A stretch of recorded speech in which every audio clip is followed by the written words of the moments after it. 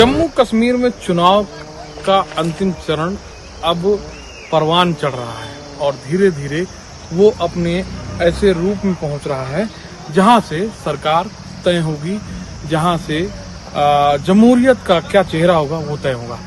हम इस समय वागूरा और क्रेरी कॉन्स्टिट्यूंसी हैं, यानी विधानसभा है, उसमें है। हमारे साथ यहाँ के वरिष्ठ व्यवसायी, बहुत बड़े व्यवसायी हैं और राजनीति में अच्छी दखल रखते हैं, परवेज भाई हैं। और परवेज भाई से हम यहाँ इस पूरे कॉन्स्टिट्यूंसी का और इसके आसपास की कॉन्स्टिट्यूंसी के बारे में हम जानेंगे। तो सबसे पहली बात परवेज भाई, इसी कॉन्स्टिट्यूंसी करते हैं कि यहाँ क्या माहौल है। अभी जैसे देखेंगे आप लोग, आप लोगों ने खुद भी देखा है और गाँव गए होंगे जी। अभी तक जो 90% जो वोटर है जी, उनका अभी मूड नहीं बना हम किसकी तरफ वोट डालेंगे जी। इस तरह अभी तक ये है सस्पेंशन में जी। अगर देखा जाएंगे जो मेन पिक्चर में है जी, वो एक डीडीसी चेयरपर्सन रही है, वो है भी अभी सफीना बेग साहिबा। हाँ, वो उनके पति बारामूला में डिप्टी सीएम था जी, और बहुत बड़ा लॉयर था। हाँ, क्या नाम? कपिल सिब्बल उसके साथ उनको या पी चिदम्बरम उसी कैटेगरी में। नाम क्या है उनका? मुजफ्फर हुसैन बेग। वो बारामूला सेगमेंट में इलेक्शन लड़ रहा है। उनकी पत्नी यहाँ से चुनाव, पत्नी यहाँ से, वो डीडीसी चेयरपर्सन, जहाँ डीडीसी वागोरा बनी थी वो अब डीडीसी चेयरपर्सन है। वो यहाँ की आजाद कैंडिडेट है, आजाद इंडिपेंडेंट कैंडिडेट है। इसी तरह पीडीपी का भी कैंडिडेट है। इसी तरह वो है, पीडीपी में कौन है यहाँ से? पीडीपी से है बशारत बुखारी। उनकी जब पीसी के परफॉर्मेंस देखेंगे तो लोग उनसे नाराज है। लोग उनसे नाराज है। उस टाइम करप्शन ज्यादा हुई थी और डेवलपमेंट ज्यादा नहीं 80% लोग जो वाटर है उससे महरूम है। अभी तक पानी की कमी है, जो घरों में साफ पानी है। घरों में साफ पानी बड़ा मुद्दा है। बिजली का मसला है, उन्होंने वो मसले भी हल नहीं किए। जिस तरह ये देखे ना अभी नीली नाला, ये 2014 में जो बाढ़ आया था उसमें सारे वो लोग भी अनसेफ रहे थे, ये लोग भी अनसेफ। अब सफीना बेग साहिबा ने इसमें कुछ प्रोजेक्ट सेंक्शन करवाई थी, जैसे ये हुआ था। इसी तरह उन्होंने एक और नबार्ड में किया था 22-22.5 करोड़ रुपया, उस पर भी टेंडरिंग हुई है। तो काम भी शुरू होने वाले हैं। तो हमें लग रहा है लोगों को भी उसी हिसाब से वोट देना है, डेवलपमेंट को जात पात को नहीं देखना है, वो कौन है ये क्या है, सिर्फ इस चीज पे कि परफॉर्मेंस के दुनिया पे वोट डालेंगे। हमें उम्मीद है कि लोग अच्छा फैसला करेंगे। एक एनसी की तरफ से कौन सा कैंडिडेट है? एनसी कैंडिडेट यहाँ कौन सा है? एनसी का कैंडिडेट नहीं है, एनसी का कांग्रेस का कैंडिडेट। अच्छा, कांग्रेस को दे दिया। लेकिन उसमें क्या होता है, जो एनसी के जो वोटर है ना, वो मुश्किल है उनकी तरफ डाइवर्ट करना। यानी उत्तर प्रदेश की तरह चुनाव हो गया है, जैसे समाजवादी पार्टी का वोट बसपा को मिल जाए या बसपा का पूरा वोट शिफ्ट हो जाए समाजवादी को, ऐसा नहीं होगा। ये कांग्रेस को तो जैसे उसमें किया था उस तरह से मुश्किल है। क्योंकि कांग्रेस के जो वोटर है ना वो बहुत ज्यादा कम है इसमें। जो उन्होंने जो फेस उठाया था वो डीडीसी रहा। तो उस हिसाब से उनको अपने फेस को वोट पड़ी है, ना कि कांग्रेस पार्टी के वोट ही इसका। क्योंकि ये लोकल चुनाव होता है। कांग्रेस ने कभी जीती नहीं यहाँ पे। कांग्रेस जब से मैं पैदा हुआ था तो कांग्रेस सिर्फ 1500 वोट लेते थे। पहले संग्राम थी। अब जो नई इलाका आया उसमें कांग्रेस है नहीं, इसमें भी कांग्रेस नहीं है, कांग्रेसी लोग नहीं है यहाँ पे। तो अब हमें यही कि अगर उनको वोट पड़ेंगे तो उनकी फेस को पड़ेंगे। उन्होंने काम किया था एज ए डीडीसी अपने इलाके में, निचले इलाके में पड़ता है, वो कम इलाका पड़ते हैं इसके साथ। वागोरा इसके साथ है ना, वागोरा विधानसभा। इसी तरह इसमें पड़ा है टंगमरग एरिया आया है, इसी तरह पटन एरिया आया है, इसी में है। और डिलिमिटेशन में डिफरेंट विलेजेस आई है। अच्छा, पटन का भी कुछ इलाका आ गया। इसमें पटन कॉन्स्टिट्यूंसी से अभी आया है और टंगमरग भी आ गया। टंगमरग में से भी आया। पटन कॉन्स्टिट्यूंसी के 27,000 वोट आए इसमें। ओहो। इसी तरह तो सिया वोट है वो? नहीं, शिया नहीं है, सुन्नी वोट। इसी तरह आए थे वहाँ से 8-10,000 वोट टंगमरग कॉन्स्टिट्यूंसी। टोटल जो वोटर है वो 72,000 है। तो पूरा खेल बदल गया है। अब तो देखना है ना, वो जो नया वोटर वो क्या फैसला करेंगे। मेन जो रिजल्ट है ना वो उन्हीं के हाथों में है। तो कुल मिला के यहाँ जो आपके हिसाब से अगर हम देखें तो एनसी पीडीपी एनसी का कैंडिडेट ही नहीं है, कांग्रेस कैंडिडेट है, जो कांग्रेस की यहाँ मतलब बहुत अच्छी हालत नहीं रही है पिछले दौर में। अगर बात हमें लग रहा है कांटे का टक्कर है तीन लोगों के बीच में, जैसे सफीना बेग साहिबा है, इसी तरह इरफान हफीज लोन है जो कांग्रेस का कैंडिडेट है, पीडीपी का कैंडिडेट है बशारत बुखारी साहब, यानी त्रिकोणीय मुकाबला। तो ये देखना है लोगों का मिजाज क्या बनेगी इन 2-3 दिनों में, उसी हिसाब से जमहूरियत की तस्वीर तय होगी। तस्वीर तय होगी।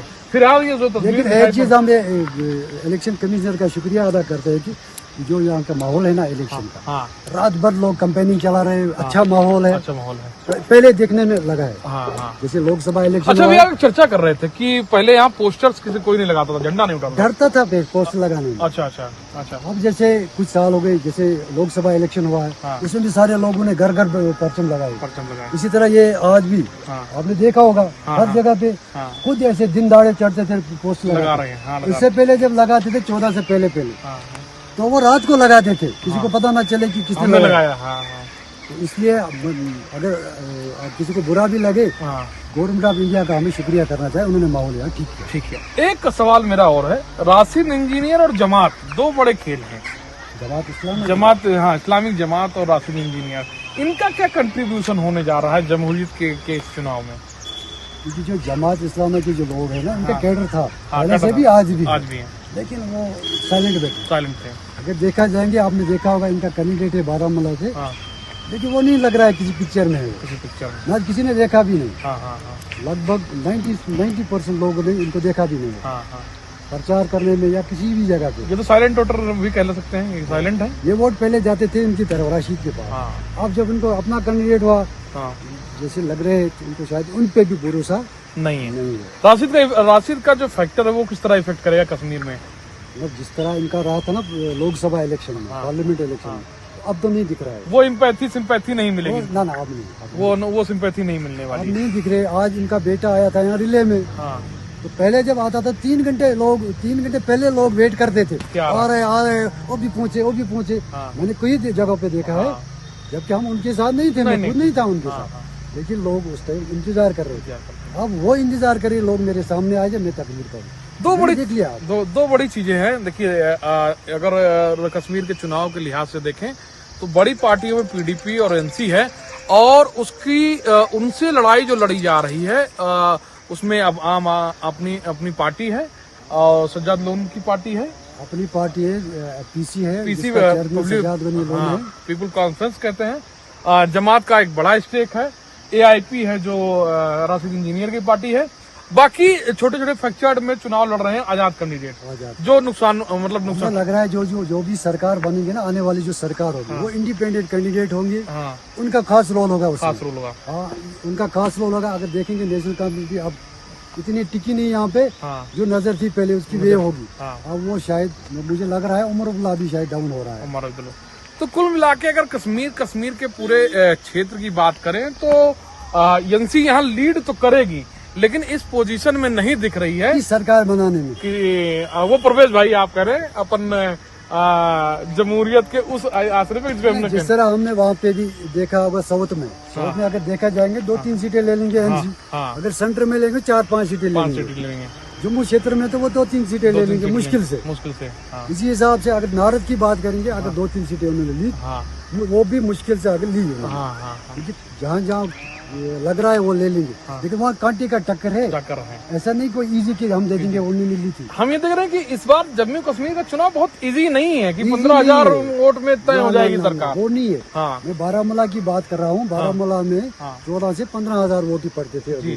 वो क्या अपर बेल्ट, उनका एक अपर एक कंडी बेल्ट था, वही फैसला करता था। जिसको वहाँ के वोट पड़ते थे तो वही जीता था। अब जो टाउन है, मेन टाउन है, ये पार्लियामेंट इलेक्शन में वहाँ से 69,000 वोट बढ़े हैं, तो ये तो परेशानी की बात आ गई। अच्छा, हाँ, आप बता रहे थे कि अब की बार वोटिंग का परसेंटेज भी बढ़ा है, और परसेंटेज जब बढ़ रहा है तो ये खतरे की घंटी कई लोगों के लिए भी है, ये सबके लिए परेशानी है। अभी तक कोई सेटिस्फाइड नहीं कि मैं जीत जाऊंगा। सारे परेशान है, पता नहीं लोग मुझे वोट डालेंगे। ये नहीं कि कोई ढोल बजाएंगे तो लोग 500 जमा हो जाएंगे, 500 लोग उधर से। चैनल ब्रेक हो रहा है, चैनल ब्रेक हो रहा है। कुछ भी हो सकता है, कोई भी जीत सकता है। तो कश्मीर चुनाव को लेकर परवेज भाई का विश्लेषण, बहुत अच्छे व्यवसायी हैं यहाँ के, राजनीति में दखल काफी अच्छा रखते हैं। मन के हिसाब से कोई उस तरह के चुनावी मैदान में नहीं है, लेकिन ये पूरी तरह नजर रखते हैं कि हमारे गुलमर्ग में सटा हुआ क्या हो रहा है, बारामूला हमारे सटा क्या हुआ है, पाटन जो सियाओं का बड़ा गढ़ है, बड़ा गढ़ है, जहाँ से सज्जाद का तगड़ा पीसी जो सज्जाद लोन की पार्टी है, वहाँ कम्युनिटी से है ना। तो ये इस तरह का नजरिया, जो इंटरनल नजरिया रखते हैं, और इनकी दखल का जो तर्जुमा होकर निकल रहा है, वो कम से कम कह सकते हैं कि एनसी के लिए खतरे की घंटी है, घंटी हो सकती है। और वो एनसी के जो वोट थे ना वो सुन्नी बेल्ट के वो आए थे इस कॉन्स्टिट्यूशन में। कम से कम 27,000 वोट कटे थे किसमें, पटन में जो 27,000 वोट कटे थे वो सुन्नी बेल्ट के जो शिया बेल्ट के वो वहीं पे रह गए। अब जो सुन्नी बेल्ट है वहाँ से 5-8 कैंडिडेट उठे, 5-8 डिवाइड है। तो ये इससे ये मतलब ये छोटी छोटी जो ट्रिक्स परसीमन हुआ है, परसीमन का भी इफेक्ट चुनाव पर यहाँ दिखाई पड़ रहा है स्पष्ट तौर पे। और ये जो दिख रहा है ये नए कश्मीर की तकदीर तय करेगा। आनंद मणि त्रिपाठी, किरारी।